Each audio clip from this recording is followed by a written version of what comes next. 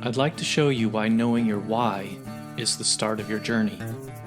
Without a strong why, it can be so difficult to reach your maximum potential. My name is Dr. Jason Balara, and every week I meet with real estate investors and mindset specialists that are taking action in order to build a life according to their own terms. We will break down what drives successful people and allows them to achieve at such a high level. If you are a professional wanting to break through, or simply someone that wants to hear an inspiring story, the Know Your Why podcast is made for you. Hi everyone, I'm Jason Balara, and this is the Know Your Why podcast. Today I'm here with Taylor Loht. Taylor, he just married the woman of his dreams, so that I don't know how recent that was, Taylor, but one of the personal achievements, which I love that you included that, and just earned a purple belt in Brazilian jiu-jitsu. In terms of business, he's doing 7 to 8 syndicated real estate deals a year and just crossed 550 podcast episodes. So success in really all facets of life. So congratulations on that. And thanks for coming on the show today. Thanks very much for having me. And yeah, life feels pretty well-rounded at this point, if you will. It's, sounds presumptuous to say that, but I feel pretty good about things. That's a good thing. When was the wedding? April. So just a couple months ago. Awesome. Well, congratulations on that. I know that's an exciting time. Will you just start by, kind of giving us your background, tell us your story, kind of where you came from, what got you into real estate, that sort of thing? Yeah, absolutely. And my story really leads to the reason why on my show, I always talk about escaping the Wall Street casino and building wealth on Main Street by investing in real estate, because I started out with Wall Street type of investments. I graduated from college back in 2011, so a little bit dating myself, but getting older these days, and finally had a big boy job and a few nickels to rub together. My background: I went to school for chemical engineering, got my first job, so I was doing all right on my initial income and had some money left over. So the first thing that I did, I was good at budgeting. That I kind of took care of, no problem. But the first thing I did to grow my money and turn it into more money was start with one of these books that's on the shelf behind me here, reading The Intelligent Investor by Benjamin Graham. Benjamin Graham was Warren Buffett's mentor. That book is a very tedious breakdown of how value investing in publicly traded securities works and that whole process. I picked the book up again recently to kind of flip through it, and it's so dense it's not really accessible, but I soldiered through all those years ago, and that got me started with Wall Street type of investing and did pretty well with that over a few years. But I was doing the math and seeing, where is this going to take me over the next 20 to 30 years, and what am I going to get back from my investments in the interim? Like, what are my prospects here? And it just wasn't shaping up to be what I wanted. The math wasn't working out. So I started looking for other options, read a lot, listened a lot about just general entrepreneurship. Amazon businesses were kind of growing at that point, drop shipping. That never really did it for me, but there's a lot of hype men around that. But I always felt this pull to real property and real estate. And that was around the time that, the Bigger Pockets podcast was still relatively fresh. And there were a few other real estate podcasts out there.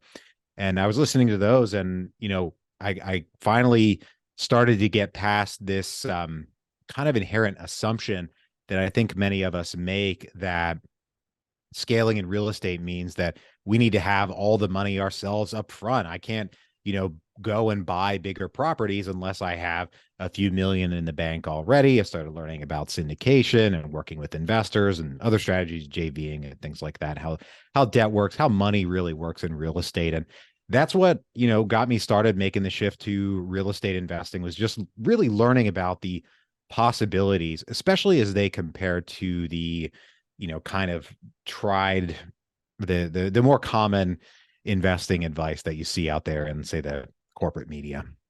Yeah. I actually read that book as well. It is excellent for what it is, but it is hard to read. It is a hard way.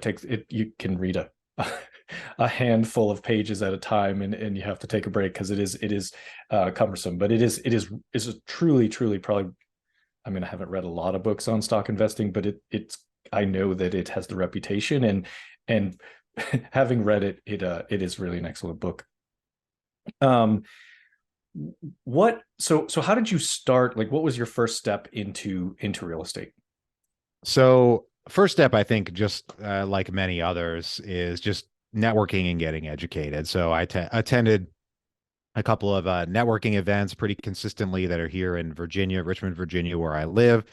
I went to more national events as I kind of grew and learned more about how I wanted to get involved in the space. I think really another a big part of your question is what was the first deal that I did? As you know, you didn't say that explicitly, but I think that's probably really one of the things you're getting at. And the first investment that I made in real estate was actually a passive investment in a multifamily syndication. And I did that because I knew at that time that multifamily syndication is what I wanted to do. I didn't want to go flip. I didn't want to wholesale. I didn't want to do all those things that if you go to a RIA, this is what you're going to learn about.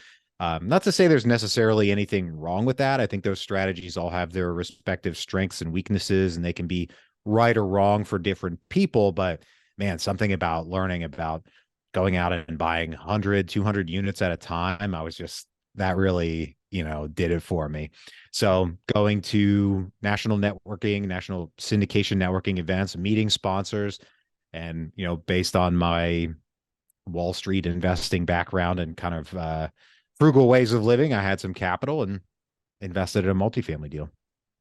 Awesome. And it's actually a kind of an interesting point that you just bring up because I go to the local RIAs as well, and it does feel like a lot of them are geared towards kinds of that residential fix and flip, burr, wholesaling, that kind of thing. I know that there are multifamily meetups as well, but it is interesting that you mentioned that, just because I've noticed the same thing where I feel like I've gone to some of these and I might be the only person doing syndication there, and such that a lot of them don't even necessarily know what it is, which is, I didn't know what it was, a number of years ago either. So that's not a problem. It's just kind of an interesting observation that have seen the same myself.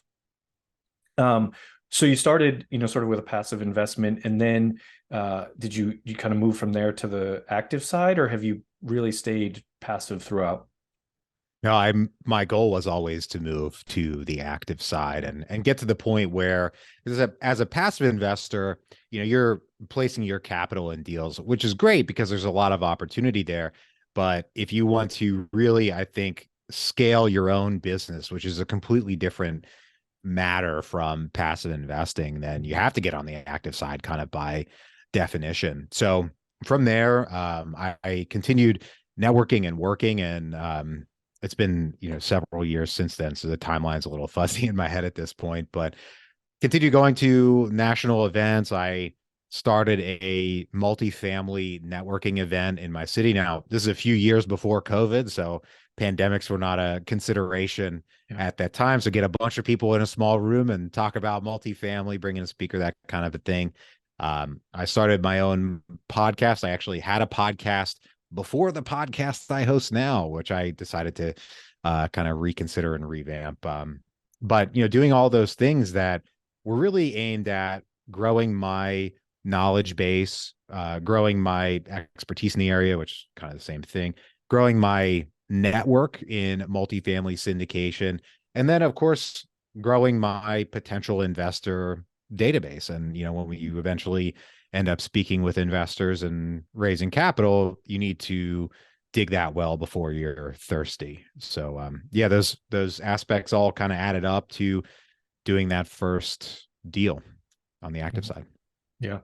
What is your, we talk a lot about on the show about sort of people's superpower, what roles they fit in within a syndication. What is your main focus? Are you kind of doing it all, or what do you have a specific set of skills that you focus on? What's kind of your approach?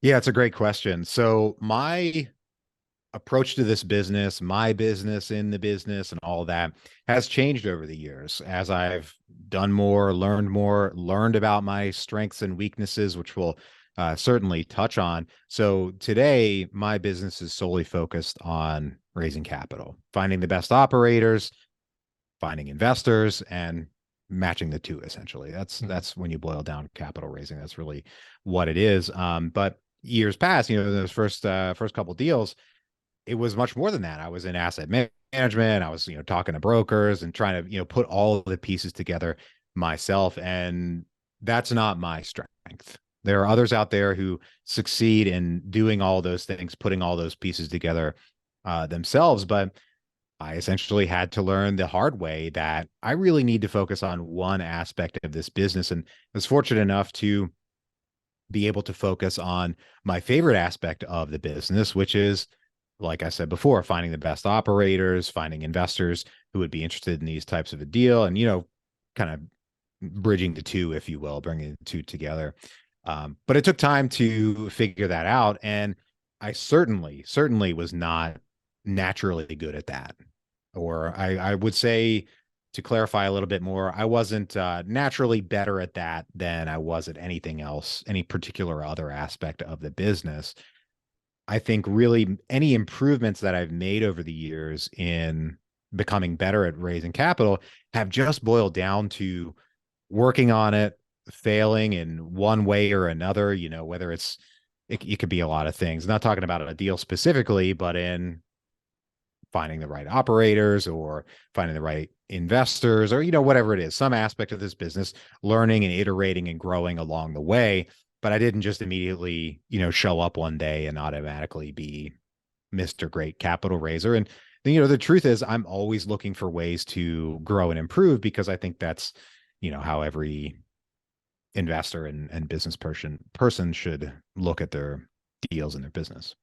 Yeah, I totally agree. And I think that this is a great sort of, I don't know, summation of what growing a business looks like, right? In the beginning, a lot of times it's very much a bootstrapped effort. You're kind of doing everything. As you said, you did asset management, raise capital, talk to brokers. There's a bit of that in the beginning. Probably, I would imagine, for most people, certainly has been my experience. Certainly a lot of people I've talked to, as you get started, it's very much a kind of do all of it and maybe figure out what you're good at and where you fit the best, and then sort of create a team around you. So there's two questions here I want to definitely touch on. The first one I'll go with is sort of, what did you do to scale your business, in the sense that, if you're raising capital, I think at some point it's hard to get on the phone over and over and over yourself. Maybe you are still at that stage, but like, what have you done from a scaling standpoint within your business? Yeah, great question. So I would say the key things that have boiled down to, or have helped me scale my business, boil down to teams and systems. Now, you mentioned getting on the phone, talking to investors. I don't mind that at all. Actually, I enjoy that. And, I think some folks in the audience, some of your listeners might think that because I'm here talking to you or on this show, I just said that I like talking to investors, that's an extroverted person's game, right? It kind of gives that impression. Yeah. I'm a pretty introverted guy. As I mentioned a little bit earlier, I mean, I went to school for engineering. I'm a nerd. I spent a lot of my time doing math. But I think there are a few aspects of that. If you're dedicated to getting better, then you'll look past any kind of misgivings that you might have in the beginning speaking with someone. As you have these conversations, then make mistakes and speaking with people and learning about people, you'll again get more comfortable. And number three, if you want to achieve something, sometimes you just kind of have to pretend to be someone else in a certain way. If you're only doing that to yourself, it's right now, I'm kind of pretending to be an extroverted guy in a way. And over time, I've, learned how to get better at that. But I also didn't make that up. I learned that concept at a Real Estate Guys Secrets of Successful Syndication event, because, okay, somebody said, the guy on stage said, I'm introverted and I need to pretend to be extroverted to be good at this business. And I thought, well, dang, I guess if that works for him, maybe I'll give it a shot. So just a comment on that. But anyway, scaling in the business for me has boiled down to teams and systems. So when it comes to the teams aspect, to give you a specific example, much earlier on in the business and in growing my business, say, for example, the podcast, I started out editing the show, writing the show notes, building the website, posting it on the host, all of the things that are involved with hosting a podcast, I was doing them all myself. Now, I do think I gained some things out of that. I listened to myself speak for about 100 episodes, which is pretty painful. I actually don't like listening to myself speak. And I think I learned some things out of that. But at the end of the day, if you want to find more deals, find more investors, or just work at a higher level and work on your business rather than in your business, you need to hire people to handle those more day-to-day activities. So that is what I did. I hired a podcast editor. I hired an assistant to handle the logistics of working with the podcast editor and kind of picking up tasks that would come up and repeat on a weekly basis. But many of them I didn't know when I first got started and started hiring people. I didn't know that those tasks would be handed off to them, if that makes sense. I knew that, okay, I'm spending my time or investing my time in this business. I need to invest my time in other aspects of the business. I don't know what I'm going to be able to hand off to an assistant or an editor, but I need to commit to doing that. And over time, that continued to grow, and I just continued to be able to hand more things off, which was awesome. I mean, that was great. And I'm always trying to look for like the next thing that I can add to the business and hand off. So that was big. Building systems, that goes hand in hand with building teams. The teams need systems within which to work, of course. So building systems that they could work in. But even beyond that, there are just an incredible number of tools that you can put in a business, technology stack type tools that you can automate things within the business that I've just been honestly shocked.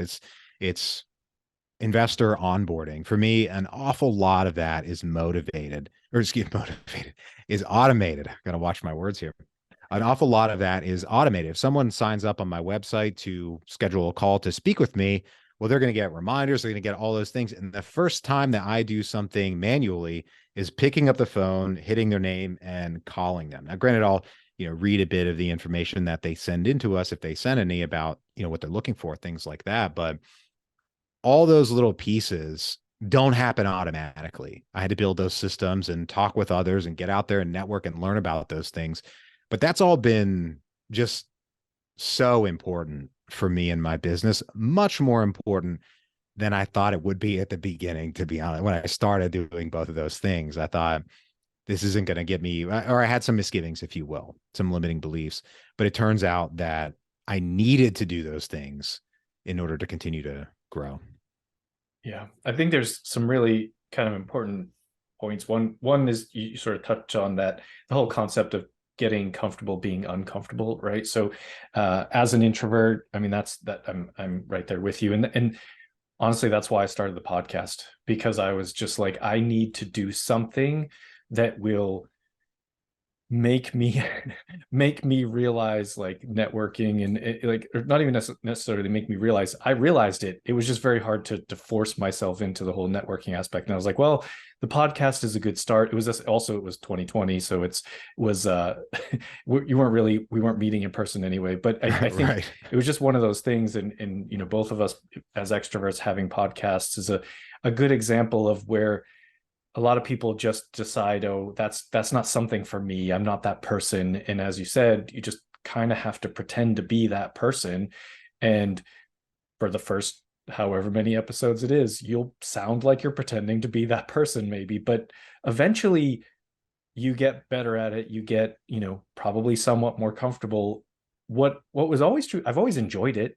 It was never like I didn't like having the conversations or didn't like being able to meet people that were doing amazing things. It was just like it's getting past yourself. It's getting over your own limiting beliefs.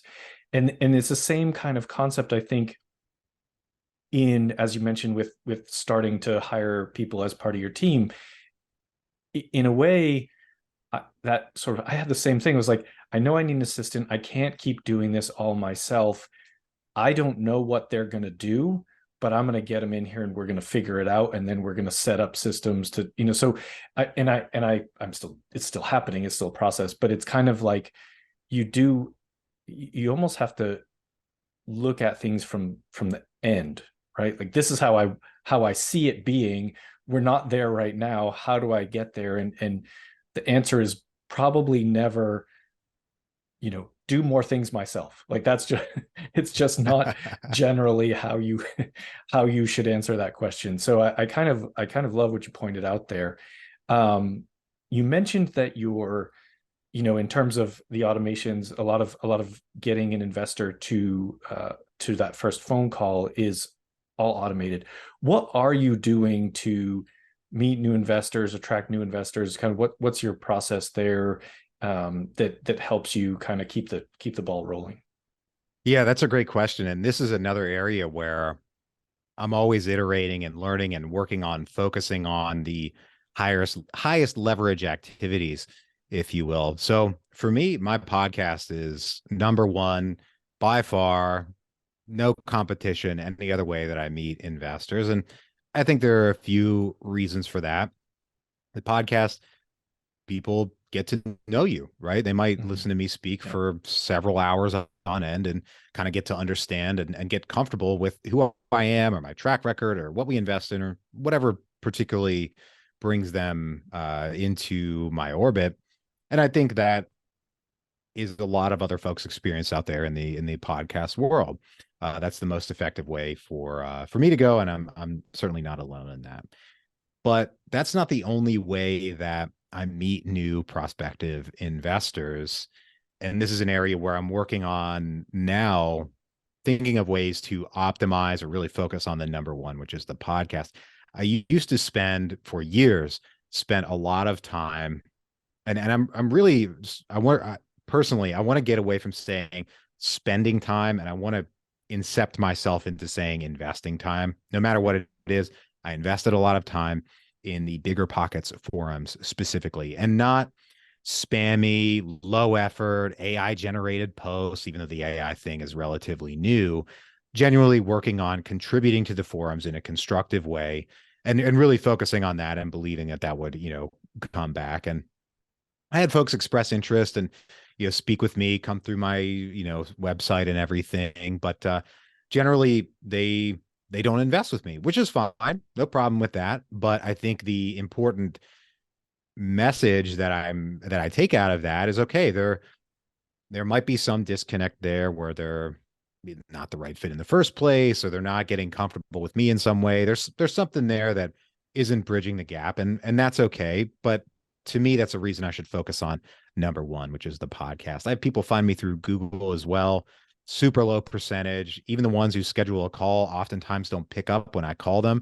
I've had folks, and this is the thing. This is the thing where you see people who have achieved things that you want to achieve, and you think we can be tempted to think, oh, it was a smooth ride for this guy. They might not talk about like their failures or anything, but I've had folks come through my website, put in their information, go to my Calendly, which folks are generally familiar with, find a time on my schedule that works for them, put in their information, give me their phone number.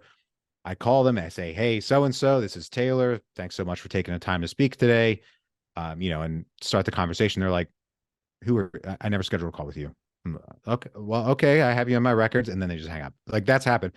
That's okay. You have to get through those rejections in order to Right. find the people who are, the right fit for you. But oftentimes folks don't want to acknowledge that sometimes people will somehow pretend they didn't schedule a call. It's okay if you don't want to Right. talk to me. I will not take it personally.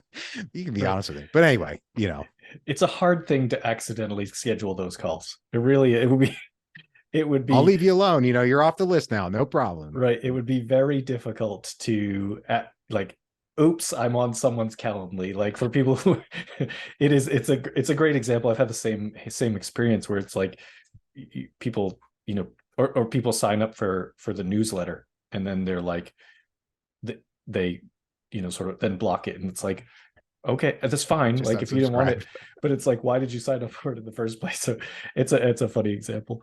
um oh, that's, I mean, I love all of these concepts. I think the way that you describe just sort of the multiple iterations of what you're doing, figure out basically, right, figure out what works. So, Mhm. you found that your podcast seems to be your most, sort of, or your biggest ROI in terms of time invested in finding investors. So, and I think it may not be the same thing for everybody.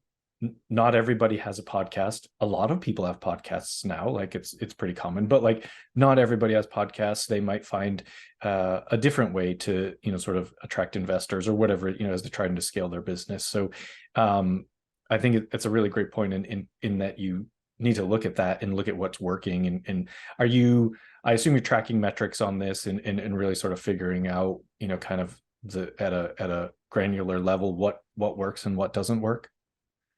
Yes, absolutely. But at the same time, I think that it's tempting, it's tempting to read too much into the noise of any kind of somewhat random data. So if I have, several investors sign up in one given week, it's very tempting to look at the episodes that were released that week and think, okay, every one of my episodes needs to be like one of these three because I do 3 episodes a week. But I don't know for a fact that those investors or new prospective investors were, you know, brought in to be interested in me through those episodes. Maybe they listened Right. to some of the back catalog. There's so many variables in there Yep. that I don't want to get too overly specific and just, try to keep my ship pointed in the right direction and iterate along the way. And of course, one of the best opportunities and the best things about hosting a podcast is when we hit stop recording or before we hit start recording. I can ask an awful lot of questions to an awful lot of cool people and see what works for them and apply those things to my business. And that's been huge as well. But that applies to, hosting my podcast. But, to kind of comment on what you said about the different avenues and everything, podcasts aren't the only way. I mean, the truth is that the statistics of the number of podcasts that make it past like 21 episodes is something like a tenth of a percent. It's some tiny little number of podcasts that actually are consistent over the course of years. So if you can do that, you're set apart from everybody. But I know people personally who don't have a podcast, but are incredibly successful meeting investors through Instagram Yeah. or Twitter or Facebook groups or, in their in-person events or so there are a lot of ways to do it. I think, focusing on what works for you. If you told me I had to sit on Twitter all day and post, I wouldn't do it. I've never, I don't like Twitter. I have a Twitter handle. I'm never on there. I don't have the app on my phone. Yeah. So focus on what, Mhm. you gravitate to. Yeah. Yeah. Well, yeah, because you have to. I mean, I know we talked about being getting comfortable, being uncomfortable, but you also there is some value to just being in something that you are comfortable with in the sense that if you're passionate about it and you enjoy it, you're just more likely to do it. So if the podcast is the the platform that you enjoy doing, you feel good, you don't like Twitter, well then it makes sense. Do the podcast, don't do Twitter. Like it's okay. Some people are out there on every single platform and have a podcast and all this, and that's great. But I would venture to guess that they have a large team helping them with all of that, sort of behind the scenes. So it's an interesting, I guess, perspective in terms of figuring out what works for you in attracting investors. Well, Taylor, let me switch gears here. I want to get to ask you the questions that I ask every guest at the end of the episode. The first one, of course, being related to the name of the show, but what is your why? What drives you? What keeps you going? Keeps you pushing for bigger and bigger success? That's, that's changed and grown over the years. I mean, I think we all have certain personal financial goals, right, in our minds. And that's shifted for me over the years as I've, gotten more of the things that I, wanted in the first place. To me, it's become much more about creating enough abundance that I can support causes that I care about. So I've been a vegetarian for 7.5 years, something almost 8 years. I donate to animal shelters, and it's not that much at this point, but over the course of my life, I want it to be an awful lot more. I think the best way that I can do that is by growing and expanding my means and supporting these causes that I care about. So really, you know, I think when you're in a plane, right, and they give you the safety instructions that say, put on your own oxygen mask before helping the person next to you. I feel I've gotten to the point where I've put on my own oxygen mask, and I'm certainly not about to let it slip off, but I want to focus on as much as I can helping those next to me, whether it's through supporting a charitable causes or looking to hire more people. I think in our business, we have a great opportunity to especially hire people overseas and pay a good bit more than the average earnings that they can produce, in the rest of their country. And that in turn, we get, loyalty and everything like that. And we help them create a great life in their own country and get stable employment, all that kind of a thing. So trying to focus on, giving back as much as I can. Awesome. Awesome. Tell us something about yourself that isn't common knowledge, special skill, a hobby. You can't use that you just got married. Can I say Brazilian jiu-jitsu? So I did put that in my bio, but I've been training jiu-jitsu since 2015.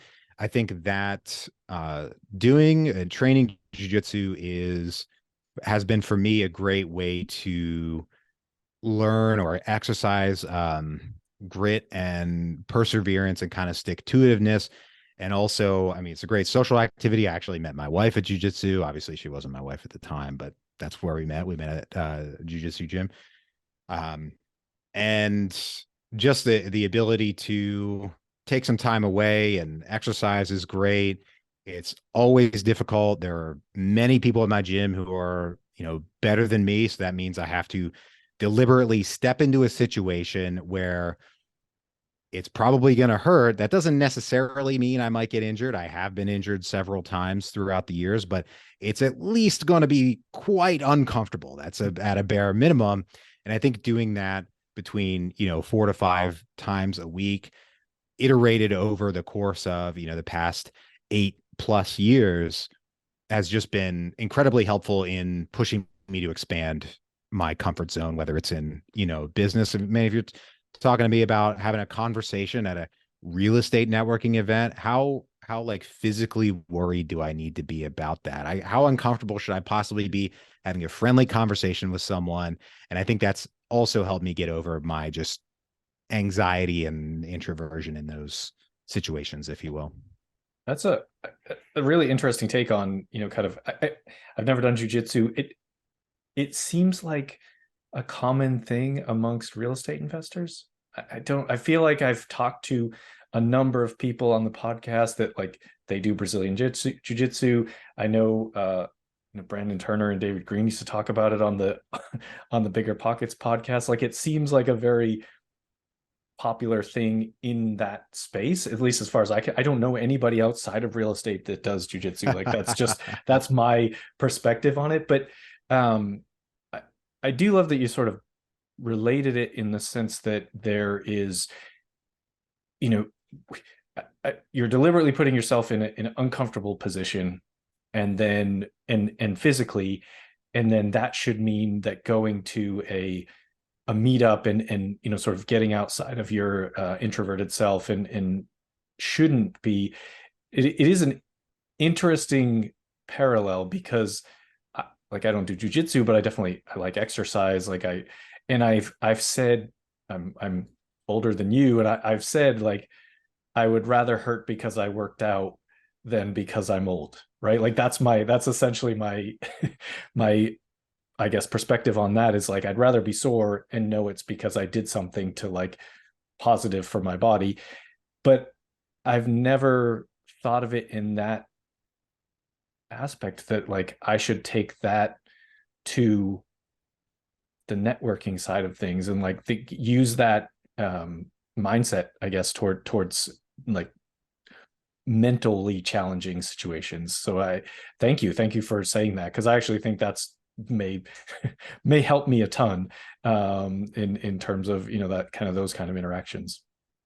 Yeah, I think expanding your comfort zone. I don't think certainly not everybody needs to do jujitsu. If you want to run, or some guys are really into rock climbing, which I hate rock climbing. It's incredibly hard, but I think pushing yourself in, especially a physical endeavor, whatever it is, can help you in other aspects of your life. And to kind of tie it back to jujitsu, you start practicing chokes pretty early on as a pretty much a brand new white belt. It's a very controlled situation, but over time, your ability to withstand things like uncomfortable situations, like a rear naked choke or some kind of joint lock. Your joints certainly have limits, but your ability to withstand that discomfort grows because you learn how much of that discomfort was mental, or at least in the case of jujitsu, how much of it was, really physical, like, okay, my shoulder can only go so far, or I will pass out at some point. But I think you learn, at least for me, how much early on of that discomfort was just in your head. Mm-hmm. Yeah. Yeah. You're just afraid, right? You're afraid you're going to pass out, or you're afraid, something like that. No, it really, really, I think a very, very powerful perspective on that. I love it. Taylor, when people hear this and they want to reach out to you, what's the best way? Sure. So if you'd like to learn about investing with us, just go to investwithtaylor.com. There's a form on there. Schedule a call. I call you personally, like kind of we talked about today, or my podcast, which you're going to be on. We're going to record an episode here after we're done. The Passive Wealth Strategy Show every Monday, Tuesday, and Thursday, wherever fine podcasts are posted. Awesome. Final question for you, Taylor. What advice would you give to someone who is looking to get started in real estate? And you can take that kind of in whatever direction you like, whether that's active or passive, or both, however you feel strongly about it. But just someone that's listening to this and thinks, sounds like your journey is very interesting. What would you tell them to get started? There are two things that you need to define when you want to get into real estate. Probably two most important things. One, what are your goals? And two, what do you bring to the table? What are you going to contribute to this endeavor that will help you get to your goals? So if your goals are to build wealth with real estate and what you're going to bring to the table is capital, great. You'll have plenty of options. But let's say you want to build wealth with real estate and you don't have capital. Okay, well, you still need to figure out that number two. Oftentimes you can make up for lack of capital with your time, then you're investing your time in the deals. But you need to figure out that second piece, because too often I think we get kind of hung up on that first aspect, which is defining your goals, which is great and incredibly important and can help motivate you. But without defining what we're going to bring to the table and what we're essentially willing to sacrifice to achieve those goals, then we just have a wish, right? We don't have a path forward, or we're kind of expecting something for nothing. So define your goals and what you're going to bring to the table. Love it. That's a fantastic way to wrap this up. Thank you so much for coming on the show. I really appreciate it. It's been a great conversation. And folks listening, I know you're going to love this episode. Please give us a like, rate, and review. It helps the podcast grow. And also check out Taylor's podcast, which I will be on. So again, thank you so much, Taylor. I do appreciate it. Thank you. I'd like to show you why knowing your why is the start of your journey. Without a strong why, it can be so difficult to reach your maximum potential. My name is Dr. Jason Balara, and every week I meet with real estate investors and mindset specialists that are taking action in order to build a life according to their own terms. We will break down what drives successful people and allows them to achieve at such a high level. If you are a professional wanting to break through, or simply someone that wants to hear an inspiring story, the Know Your Why podcast is made for you.